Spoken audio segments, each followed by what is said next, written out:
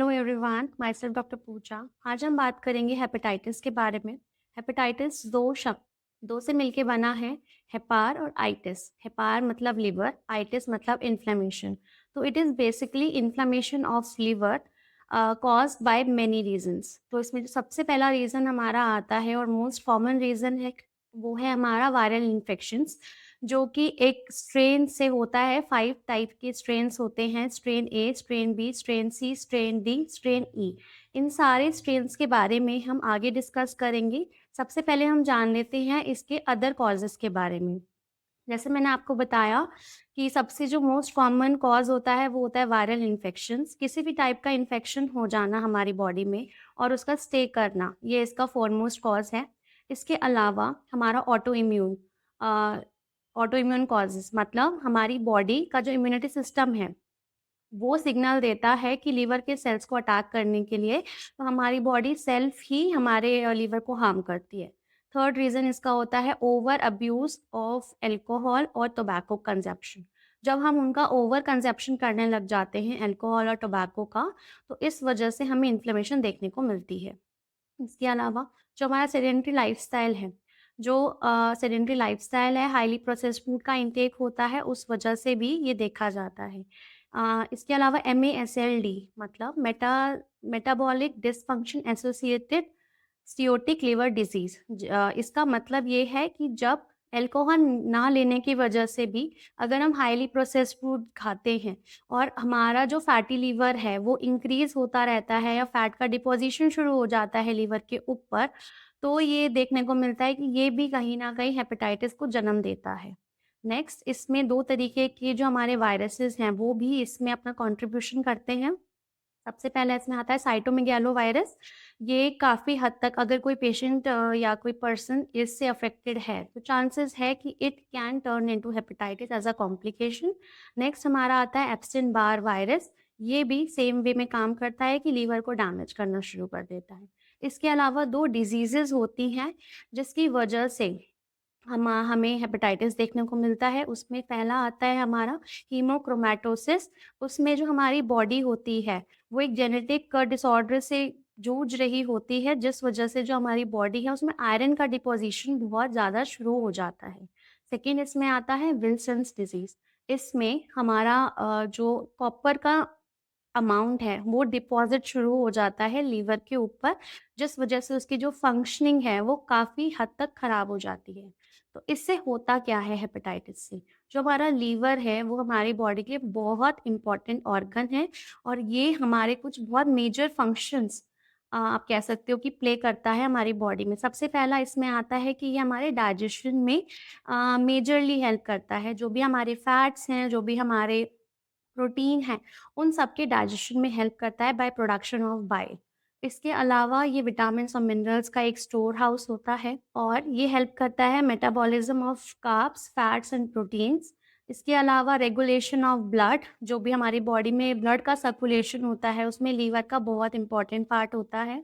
इसके अलावा storage of vitamins and minerals और एंड प्रोडक्शन ऑफ बाइल। तो ये कुछ ऐसे बहुत नॉर्मल फंक्शंस मैंने आपको बताए हैं जो लीवर करता है। इससे भी ज़्यादा कॉम्प्लेक्स लेवल पर भी लीवर का एक बहुत मेजर रोल होता है। तो जब हेपेटाइटिस होता है, तो जो ये सारे रोल्स हैं, जो बेसिक हमें हमारी डेली टू डेली लाइफ में नीडेड हैं, वो सब हैम्पर हो जाते हैं और it can even lead to many fatal diseases. Next हम जान लेंगे सिम्टम्स ऑफ हेपेटाइटिस कि इसके होने से क्या-क्या शरीर में देखने को मिलता है। सबसे पहले इसमें आता है हमारा अर्ली सिम्टम्स। अर्ली सिम्टम्स आपको बहुत ही कॉमन देखने को मिलते हैं, जैसा कि आपको फीवरिश फील होगा, आपकी पूरी बॉडी में पेन रहेगा, स्वेलिंग फील होती है, मेनली जो आपका एब्डोमिनल रीजन है, वहाँ पे राइट साइड में आपको पेन फील होता है। एंड आपको आप कह सकते हो इचिंग फील होगी स्किन पे, मतलब किसी-किसी रीजन में, in different regions you feel itching. And इसके जो सीवियर सिम्पटम्स होते हैं, उसमें हमारा आता है पेल स्टूल, जो हमारा यूरिन है वो डार्क कलर्ड हो जाएगा। इसके अलावा हमें हमारा जो पेट है उस पे स्वेलिंग देखने को मिलती है या फिर आप कह सकते हो कि वाटर रिटेंशन शुरू हो जाता है। तो ये कुछ और इसके अलावा हेपेटिक इंसेफेलोपैथी, उसमें क्या होता है, कन्फ्यूजन रहती है, ड्राउज़ीनेस रहती है पर्सन को। मतलब अगर हमारा जो लीवर है वो अफेक्टेड है तो उसकी वजह से एज़ अ कॉम्प्लिकेशन कहीं न कहीं ब्रेन में भी इश्यूज़ आने शुरू हो जाते हैं। तो ये हमने इसके सिम्पटम्स की बात कर ली। नेक्स्ट हम बात करेंगे इसके प्रोग्नोसिस और रिस्क फैक्टर्स के बारे में। ये मेनली 2 तरीके का होता है, एक्यूट हेपेटाइटिस और क्रोनिक हेपेटाइटिस। जो एक्यूट हेपेटाइटिस होता है वो लेस देन 6 मंथ्स तक रहता है और वो अपने आप ही रिज़ॉल्व हो जाता है। नेक्स्ट जो क्रोनिक हेपेटाइटिस होता है वो मोर देन 6 मंथ्स तक एग्ज़िस्ट करता है and it can lead to many complicated diseases. Next हम बात करेंगे इसके रिस्क फैक्टर्स के बारे में कि रिस्क फैक्टर्स ऑफ हेपेटाइटिस क्या-क्या होते हैं।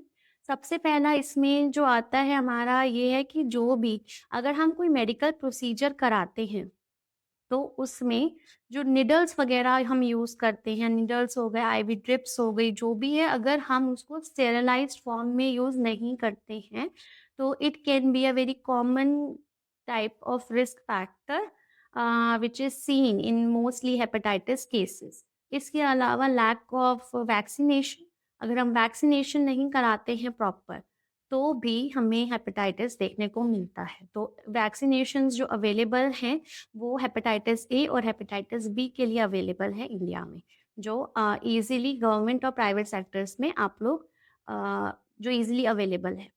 नेक्स्ट हम बात कर लेंगे ऐसे एरियाज़ में रहना या ऐसे एरियाज़ को विज़िट करना जहाँ पे पुअर सैनिटेशन रहती है, क्योंकि इसमें हाइजीन का बहुत बड़ा रोल है।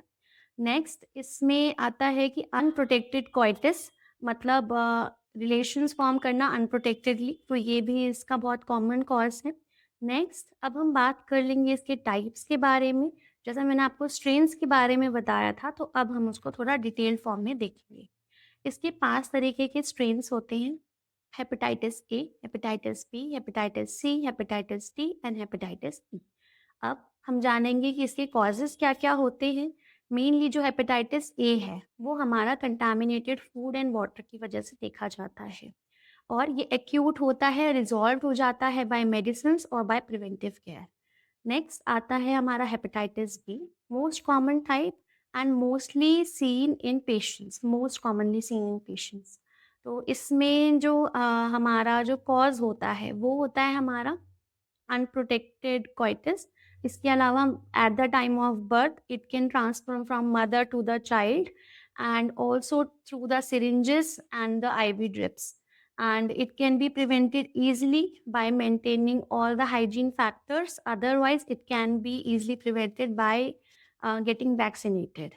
एंड नेक्स्ट हम हेपेटाइटिस सी का जो कॉज होता है वो होता है हमारा अनस्टेरिलाइज्ड मेडिकल इक्विपमेंट्स का यूज़ करना in the form of gauze pieces और यू कैन से ट्यूब्स और इंजेक्शंस। तो ये हमारा हेपेटाइटिस सी का कॉज रहता है। हेपेटाइटिस डी जो होता है वो एज अ कॉम्प्लिकेशन जनरेट होता है in the hepatitis be affected person. जिसको भी हेपेटाइटिस बी ऑलरेडी है उसको ही चांसेस होते हैं कि हेपेटाइटिस डी हो सकता है and it can easily change to fatality. Next और लास्ट हमारा आता है हेपेटाइटिस ई। ये हमारा कंटामिनेटेड वाटर के इंटेक से देखा जाता है, काफ़ी रेयर कंडीशन है but it is a acute type and can be resolve on its own. Next हम जान लेंगे इसके डायग्नोस्टिक टूल्स के बारे में कि हम हेपेटाइटिस को कैसे पहचान सकते हैं। सबसे पहले इसमें हमारा आता है एलएफटी, नेक्स्ट आता है हमारा लीवर और स्प्लीन के स्कैन्स, नेक्स्ट इसमें बायोप्सी भी करवाई जाती है in the severe cases and आप अल्ट्रासाउंड और एमआरआई भी करा सकते हैं। नेक्स्ट हम जान लेंगे इसके ट्रीटमेंट के प्रोटोकॉल्स के बारे में कि एलोपैथी में इसका क्या-क्या ट्रीटमेंट का प्रोसेस रहता है। फर्स्ट इसमें रहता है आपके जो प्रिवेंटिव केयर ही फर्स्ट थिंग बताई जाती है कि जितना भी हमसे प्रिवेंट हो सके methods. If you are visiting any kind of hospital और क्लिनिक्स, मेक श्योर कि whatever you can say IV drip or injections are being injected to you, just make sure ki they are packed, they are not used before. Any kind of medical equipments you can check because it's your right that you must ask the healthcare provider that they must be packed like before they are being injected to you. Next इसमें आता है आपका जो antiviral medicines है, क्योंकि most common type यही होता है कि ये वायरल इन्फेक्शंस के थ्रू कॉज़ किया जाता है, तो इसमें एंटीवायरल मेडिसिन्स दी जाती हैं। एंड इन द सीवियर और complicated cases the case is handled in emergency conditions and you should visit your doctor, nearby doctor, if it is positive in your case. Next हम जान लेंगे इसके Ayurveda expect के बारे में कि आयुर्वेदा हेपेटाइटिस के लिए क्या कहता है। आयुर्वेदा में हेपेटाइटिस नाम से कोई भी ऐसा डायरेक्ट आप कह सकते हो कोई रोग का वर्णन नहीं किया गया है, बट इसको 2-3 टाइप्स में आप कह सकते हो कि हम सम्मिलित कर सकते हैं। सबसे पहला इसमें आता है यकृत विकार, यकृत वृद्धि, पित्त रोग विकार, तो और इसके अलावा कामला। तो ये कुछ ऐसे आप कह सकते हो ब्रॉड कैटेगरीज़ हैं जिसके अंदर हेपेटाइटिस को कंसीडर किया जा सकता है। तो इसमें क्या-क्या कॉजेज़ होते हैं अकॉर्डिंग टू आयुर्वेद? जो हमारा पित्त है मेनली वो डिस्टर्ब्ड रहता है। इसके अलावा आंत की फॉर्मेशन हो जाना, हमारी जो अग्नि है उसका मंद हो जाना और स्त्रोतो अवरोध हो जाना। तो ये मेन कॉजेज़ है जो आयुर्वेद में वर्णन किया गया है जिनका। कुछ ऐसे आयुर्वेदा हर्ब्स जो हमारे हेपेटाइटिस में हेल्प कर सकते हैं। सबसे पहले इसमें आता है हमारा भूमि अमल की, पुनर्नवा, गोक्षुर, शरपुंखा, रोहितक, आंवला, त्रिफला और आपका हल्दी, भृंगराज और गोक्षुर। तो ये कुछ ऐसे सिंगल हर्ब्स हैं जो काफ़ी हद तक हेल्प करते हैं। कुछ ऐसे आयुर्वेदा फॉर्मुलेशंस जो हेपेटाइटिस में हेल्प कर सकते हैं। उसमें आता है सबसे पहले आपका आरोग्यवती वटी, पुनर्नवा आदि कषाय या क्वाथ, कुमार्या आसव, इसके अलावा चंद्रप्रभावटी, त्रिफला चूर्ण, त्रिकटु चूर्ण और आपका दशमूला रिष्ट।